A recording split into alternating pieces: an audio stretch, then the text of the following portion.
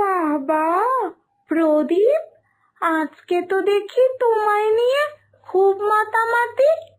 তবে সারা বছর লোকে যে খোঁজে শুধুই মোমবাতি। মানুষও ভাই পারে বটে, কখন যে কাকে পছন্দ করে এটা বোঝা যায় না মোটে। সেটাই তো, সবই হয় ওদেরই ইচ্ছেতে। একবার এ কুল আর একবার ওই কুল, এই করতে গিয়ে করছে ওরা ভুরি ভুরি ভুল। কিন্তু এই সব ওদেরকে কে বোঝাতে যাবে?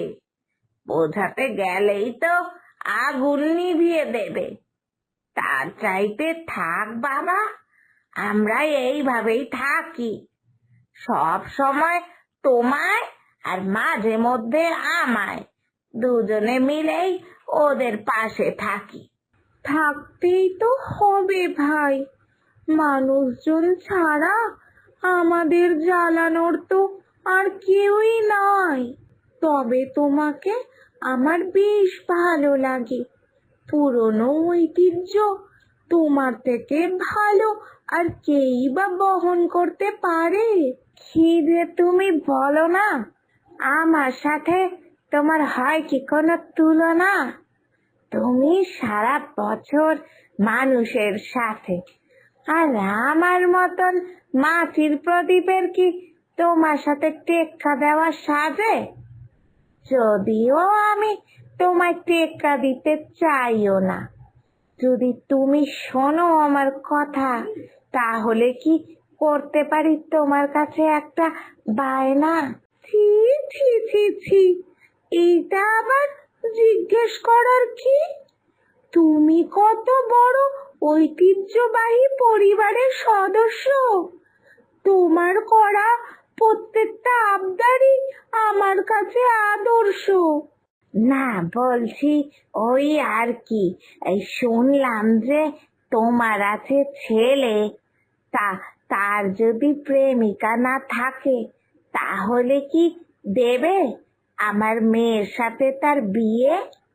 মেয়ে আমার বড় মিষ্টি, এবার যদি হয়ও তোমার বাড়ির লক্ষ্মী, তাহলে হবে আমাদের জীবনে একেবারে সুখের বৃষ্টি। এটা কি আবার জিজ্ঞেস করার কোনো কথা হলো? কিন্তু তুমি যাই বলো, কোথায় মাটির প্রদীপ আর কোথায় আমরা মোমবাতি? আমার ছেলের সাথে বিয়ে দিলে তোমাদের প্রদীপদের হবে না তো মানের অবনতি? না না, এই সব ভাবলে আর হবে না। মান তো আসে পয়সা থেকে, মোমের যা চাহিদা সবার কাছে, ওটাই যথেষ্ট। ঐতিহ্য দিয়ে আর কি বা যায় আসে? কথা তাহলে এই থাকলো, আমার মেয়ের জন্য তো তোমার ছেলেই সেরা পাত্র। এই যে আমার সৌভাগ্য, সামনের মাসেই ভালো দিনে তাহলে দেব ওদের বিয়ে। চলো তাহলে তাড়াতাড়ি আয়োজন শুরু করি গিয়ে। প্রদীপের সাথে মোমবাতি, এত সুন্দর জুটি, যাকে বলে একেবারে ফাটাফাটি। হি হি হি।